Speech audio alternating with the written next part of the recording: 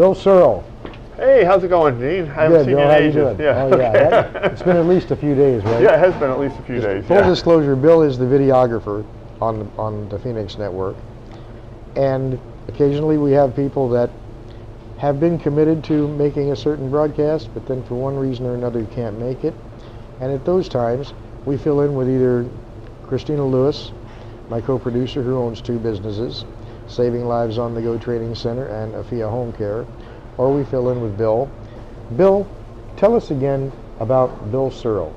Well, you're not an Arizona native. No, I'm not an Arizona native. I was actually born in Pennsylvania. I spent most of my life in the South. We lived in South Carolina and Kentucky. I moved out here after high school. I decided not to get married, and I came out here. Okay. It was a good decision. And I came out here, eventually got married, but I got married to the right woman, so that's always perfect. Good. I worked in the tech business as an engineering tech in a lot of kind of variety of different fields there for about 30 years, and I decided,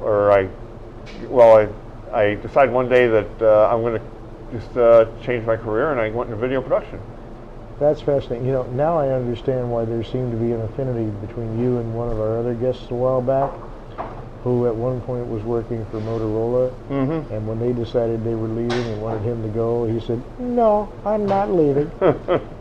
He's actually who I was just talking to Graham Yarborough about. Yeah. Okay. That means you probably understand the numbers behind this project. Yeah. Which is, of course, the live radio show to, connect with people on a personal level, the podcast, the video on the 5 channels, and then the 5 social platforms pushing the video channels, because the numbers play out that we're not missing any demographic there, right? No, we're not. We've got them all covered pretty good. We got the internet, we got the radio for the older people, and we're doing good on the demographics there. And I've seen some of the product that you've put out in the way of video, but tell folks some of the more entertaining projects that you've been on. Okay. About 6 years ago, I worked with a gentleman who was a TV producer out of the 60s and 70s, and he had a show called Arizona Country Television, and we wanted to get that going, and it didn't quite go, but we had a lot of fun putting it together, and I learned a lot from him about how to really edit stuff. Took it to the next level from what I got when I was in school. I got an AA from Scottsdale Community College in video editing. Yeah. Editing is, I refer to things like this as a craft. Yeah, they are. It's almost equal parts science and art. Yeah, and it's like one of my teachers told me when we were, I can't teach you how to edit. I can just teach you how to push the buttons. You either got it or you don't, and I got it. So if you need some editing work, I'm working on another TV show too, and I can, I do a lot of editing. So. Okay. And of course, you work on this project as well, which requires a certain amount of editing. Now, you've done a couple of projects. You've actually been taken back to New York to do a couple of projects. Yeah, I went this summer. I went to the basement of Studio 54 in New York City, and we did I recorded a rock opera about Tanya Harding and Nancy Kerrigan, the 2 skaters from the 90s. You remember the whack on the knee thing and all that, yeah. And I've done a lot of stuff for them. In fact, we just got the music now. They got a new album out, a new CD out of the music from that they recorded actually at that show. Wow. And we're going to put together some videos to help promote the CDs. And what was the name of that show again? It was Tanya and Nancy the Rock Opera. Tanya and Nancy the Rock Opera. Yep. That's funny. But you did another project a while back in New York, didn't you? And not in New York. I did the chamber opera before the rock opera. Okay. And they had Tanya and Nancy the chamber opera. We did another one in Oklahoma, which was a rock opera, or not Oklahoma, but Oregon. And Tanya Harding actually attended the show. Wow. And she laughed her butt off through the whole thing. It was funny. I was up in the balcony shooting from up in the balcony. You could see, and I could hear her down there just laughing away at it. She thought it was just hilarious. Some people have a sense of humor and some people don't. Yeah. If I remember correctly, the other protagonist in that whole story didn't respond. Yeah. She told them that. How did she put it? She said, "I know how the story ends, so I don't really want to come see it." Okay. Yeah. Okay. But it was a very interesting project, and you know, I met Tanya. I talked to her a little bit. She's a very nice lady. Okay. And she's had some problems in life, but you know, she's kind of overcome them. Now, we've mentioned this before when you've been on the show, but I want you to go a little bit more into detail this time.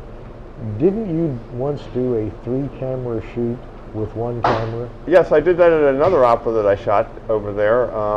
And what I did was I recorded each show from different places in the auditorium, and then we put it all together. I just edited it all together from the 3 cameras, and it made it look like it was just a 3-camera shoot of a single performance. So they did a good job of choreographing too. So did you actually do that 3 shows in a row, or 3 shows the same time of day? It was 2 of the shows was like an afternoon performance and an evening performance on a weekend, and then a Friday show. Okay. So it was an evening show and then an afternoon and an evening show. So to be able to pull that together, that tight, to do 3 different 1-camera shoots and then edit them into 1 3-camera shoot, that must mean that the crew was pretty tight. They were very tight. It was a very excellently choreographed show, and it was easy to put together that way. There's always there's the lighting and everything else. There's more than just the choreography. Yeah, the lighting was, they had good lighting. You know, a lot of these shows don't have really good lighting for video, and I sort of have to tweak them a little bit. But this particular show, the lighting was excellent for the video, and it worked out really well. That's cool. So you were able to do 3 different shows, one night, matinee, and then in the evening. Yeah. And put them all together into a 3-camera shoot. Yep. And I couldn't tell the difference from the it was a neat show. It's on my webpage. It's that's just where I saw it. Yes. Speaking of which, we want to tell people what your webpage is. Oh, my webpage is www.cholla, like the cactus, CHOLLA, production, singular, PRODUCTION.com. That's chollaproduction.com. Okay. And what phone number can people reach you at? The best one to reach me at is 602-799-6734. That's my cell phone number. Okay. And I also have a landline, 602-788-6428, if you just want to leave a message. Perfect. Okay, and you are on social media, as I know. I am on Facebook and LinkedIn, yeah. Okay, so you're not on Twitter? I'm going to be on Twitter soon. Okay, and Google Plus? I have a little bit of a presence there. I'm just starting that up too. So. Okay, and how about Instagram? No, I'm not there.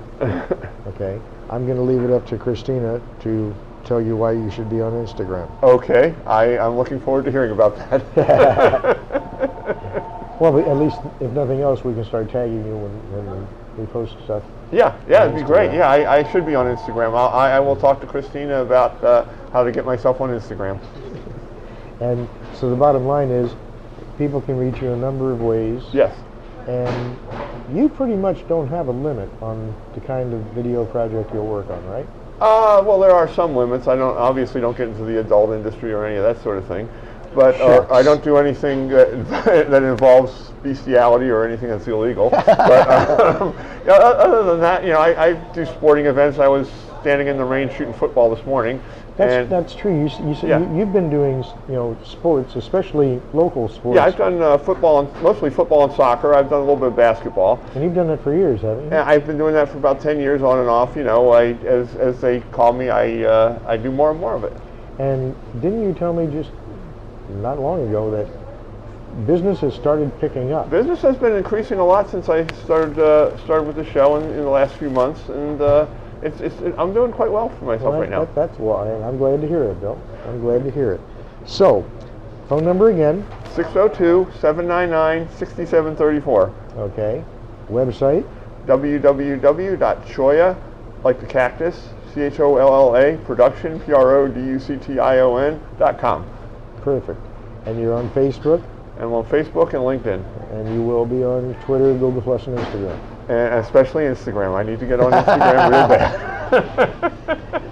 I should turn this camera around and let you look at Christina right now. Yeah. That would be entirely too much. Entirely too much. Entirely too much, yeah. Bill, it's an honor to have you on the show. It's an honor to be on your show. Thanks for filling in for one of the people that could not be here. Anytime you need me to do that, I can do that.